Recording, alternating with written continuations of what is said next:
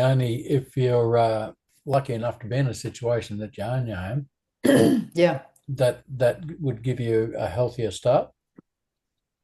Um, yeah, you're definitely ahead of the game. But you don't necessarily need to own nothing on your home. You just need enough equity in there that we can pull out and use as a deposit for the investment property. Yep. So Okay. right now, if we're thinking about Brisbane, a four-bedroom house in Brisbane is going for around the $850,000 mark, can you believe? Yeah. So to buy into that, if you're looking at a 10% deposit, you'd need $85,000 plus your stamp duty, plus your solicitor's fee. So say 150,000, right? So you've got a bit of a buffer. Yep. You need 150,000 to be able to buy an investment property. Okay. And a lot of people think they've got to save up their cash to use as a deposit. It's a really common belief because you don't, you just borrow against your home. So you could ring the bank tomorrow and take out a loan to buy a car on your home loan if you wanted to, and the bank will give you $100,000 and you can go off and buy a car and pay 6 or 7% interest on it. Many people don't know that, so they go to the car yard and they sign them up to a car loan through finance, and you're paying 20, 25% interest rate on some of those car loans. You don't need to do that. If you've got a home or an investment property, you can borrow on that to buy a home and pay only 6 or 7% interest. So often when we meet clients, they might have a number of credit cards, personal loans, HEX debt, car loans. What we'll do is we'll actually integrate all of those loans into their home loan, so get them onto a cheaper interest rate. So you still pay your car loan off over the 5 years. You don't pay it off over 30 years for your mortgage, pay it off over the 5 years. So you make the same repayments, but you just save yourself on interest. So it's strategically setting up your finance in a way where it's going to benefit you. Leonie, do you have to have a cash component if you've got the equity in your home?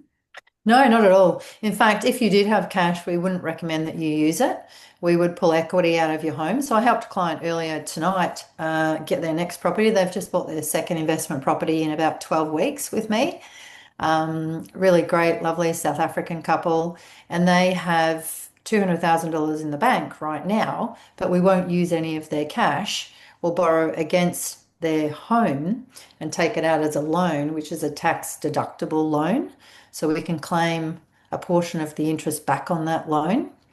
And then we borrow the other 90% from another bank. So you'll have two loans. You'll have an equity loan on your home for 10%, and then you have a 90% loan from another bank.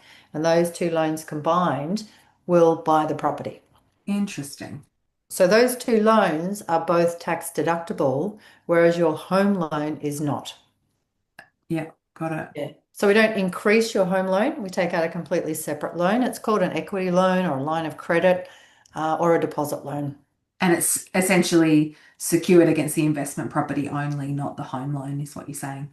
No, it's secured against the home loan because it's attached to that asset, but for tax Okay, purposes, it's attached to the investment property. got it. Yeah. Yeah, so you've got to set your finance up strategically. So at tax time, your accountant can see what repayment is related to what loan. So when you submit your tax return, the ATO knows that that loan for 150,000 is related to investment property number one. It's not Hmm. related to your home loan. So Hmm. then they can claim a portion of that back, which then reduces the amount of tax that you have to pay to the ATO. That makes sense So rather than taking it out as an extension of the home loan. That's interesting. yeah. So as an example, the property that we helped clients purchase tonight, purchase price was $865,000, and that was going to cost the client $119 a week out of pocket at a 6% interest rate on the mortgage, and it was going to save them $22,488 in tax. That's significant. Oh, it's huge. Hmm. Because if you're only paying $50,000 in tax a year, you've only got to buy two and a half houses, right? Three houses to be able to pay no tax to the ATO. We've got many clients that don't actually pay any tax because they've bought sufficient properties to offset the amount of tax that they pay.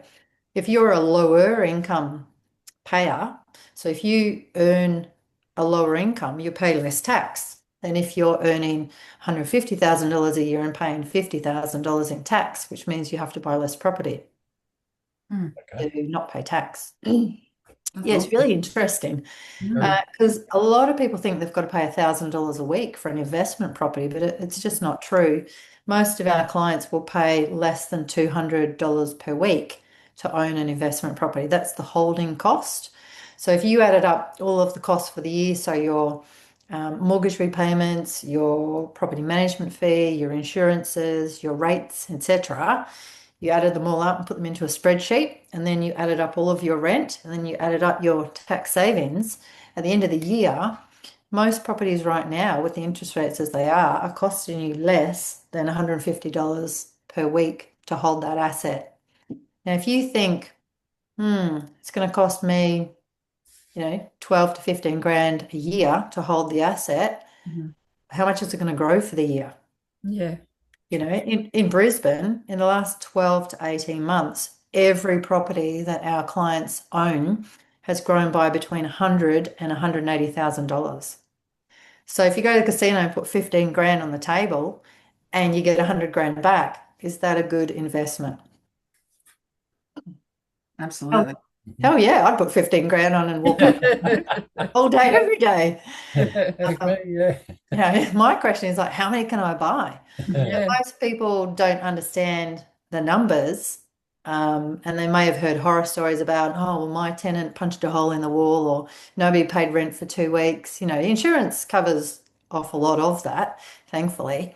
And using a good property manager who then vets very well and finds good tenants is another key to having a successful property investment journey. Some people try and rent things out themselves, and go and collect rent every Friday afternoon. And some people don't have insurance, which is just, crazy.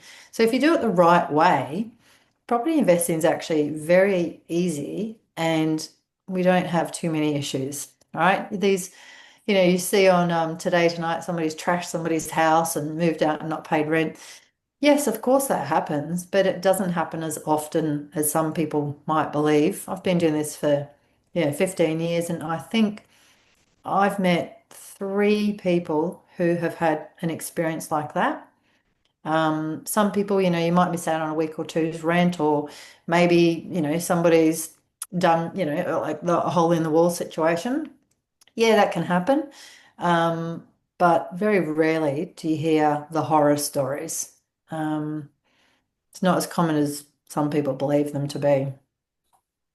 Do you accommodate insurance in there to cover those sort of damages? Yeah, absolutely. So, a good question, actually, because this slide is relevant to that. So, what we do with our clients is you work with us, and then at relevant stages, we'll introduce you to the expert that's going to help you with that particular stage. So, first up, it's the finance specialist or the mortgage broker to work out, well, what can you actually afford to do? What does your financial situation look like? And then if you can afford to do something, then we will connect you with the builder. So we source the house and land package for you. If you can't afford to do something, then we have a look at, well, what steps do we need to take to get you to the point where you can? And often it's time for the market to grow. A lot of our clients may own their own home, might not have enough equity. So it's just time. It could be 6 months or 12 months to wait for some growth in the market where we do have sufficient equity to pull out. It could be, well, how much can we save to be able to get us, closer to that date? People on big incomes often are spending willy-nilly. Credit card keeps working, right? So a lot of my higher income clients have absolutely no idea what their living expenses cost them because they don't need to know. The credit card just keeps working. Whereas a lot of my lower income clients, they know exactly where every dollar goes because they have to, right? They have to work with a budget. They can't just, book a week to Bali. They don't have the funds to do that. So it's really interesting. The more money people generally make, the more money they spend. Yeah. And I've done it myself. I used to have when I first got into property investing as a career, I was on $55,000 a year. I was a personal assistant, the state manager.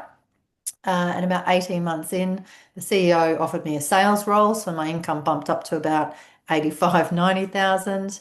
And then about 18 months later, I was promoted to the Queensland State Manager. and my income doubled pretty much overnight, which was an exciting place to be. But what I noticed is, when I got the sales role promotion, all of a sudden I was drinking the $20 bottles of red wine. Yeah. And then I was promoted to the Queensland State Manager. I was like, oh, maybe I'll try a $50 bottle of wine, Like you spend more money because you've got more money. I'll drive a fancier car or I'll buy a more expensive handbag or whatever it might be, right? More money's coming in the door, so more money goes out the door. Yeah. So it's really important to have a plan for your money. If you don't have a plan for it, it just will flow out the door. I remember I used to go to Woolies grocery shopping and I'd be standing there at the counter waiting for somebody to scan my groceries and oh yeah, what's Prince Charles doing this week, And all of a sudden I'm walking out with $30 worth of magazines.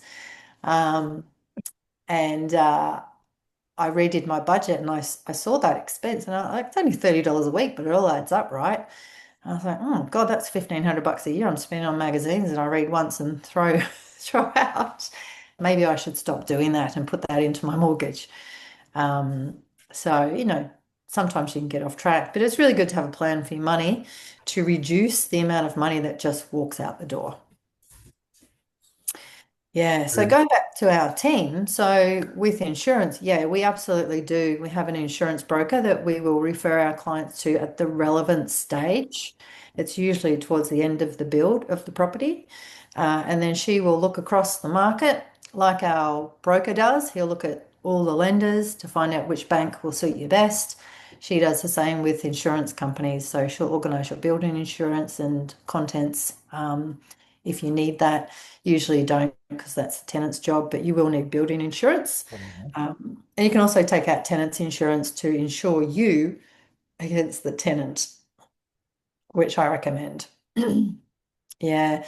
But, we've got a solicitor that we use that specializes in contracts. We've got building inspectors that will go out and have a look at the build as it's being built. They actually go out twice. And then make sure that that house has been built in line with the contract. What you've paid for is what you get. We've got a quantity surveyor that will go out and do a depreciation schedule for you. So depreciation is a really good tool for investors that want to claim back the maximum amount on their properties. Scarily, 70% of investors don't have a depreciation schedule. So their accountant is claiming back the bare minimum that they can on their tax return. We organise a depreciation schedule and it lists out for the next 40 years what the value of that building will be. And then your accountant can claim 2.5% of the value of that building each year. So as an example, tonight's clients can claim back about $16,000 in year one on depreciation of the building. Think about a new car, right? As soon as you drive it off the lot, it decreases in value. But each year you can claim depreciation on that car if you have it for a business. Same with a house, an investment property. You can claim back depreciation on the value of that building because it is dropping in value. So when you look at property, it's the land that grows or appreciates in value, and the house actually depreciates. So you can claim a percentage of that back on your tax return each year. So savvy investors know by buying off the plan brand new property, you can claim maximum depreciation, which means you get more back on your tax. Whereas if you went across the road and bought a 50-year-old house, there's no depreciation on it unless you're doing renovations. So hot tip, don't buy a house that's over 40 years old because there's no depreciation that you can claim back on it. We have a bit of a joke in our industry. As soon as a house hits its 40th birthday, you may as well bulldoze it and build again because there's no depreciation.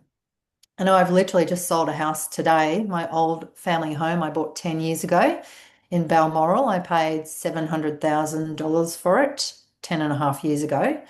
I sold it today for $1.53 million. And it's about 35 years old. A builder bought it. He's going to knock it down. He literally bought it for the land. Can't buy anything in Balmoral's right next to Bulimba. It's one of the most exclusive, most exclusive and most expensive suburbs in Brisbane. It's probably the second most expensive suburb. You pay literally 1.5 million for a block of dirt, which is exactly what he did today, 684 square metre block. And so, yeah, exciting times for him.